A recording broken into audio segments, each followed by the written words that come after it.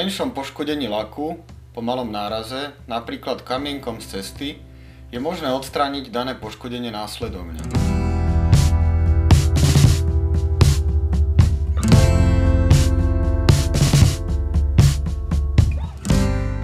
V prvom kroku je potrebné odstrániť hrdzu z miesta poškodenia.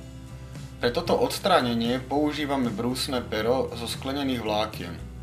V prípade poškodenia laku po vybrúsení až na kov je potrebné naniesť základnú antikoróznu farbu.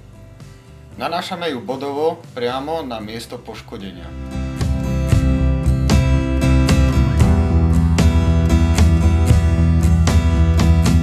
Presné typové označenie farby vozidla nájdete na štítku s kódom farby na karosérii vozidla.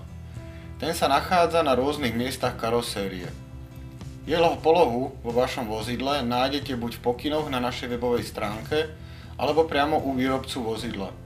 Na jeho základe si vyberte farbu a odtieň, ktorý následne budete nanášať.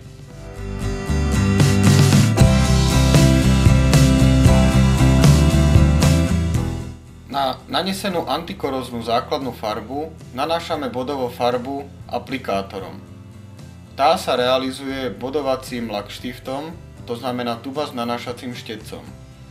Toto nanášanie je možné opakovať. Každú následovnú vrstvu farby alebo laku nanášame až po úplnom zmatovaní, to znamená zaschnutí predošlej vrstvy.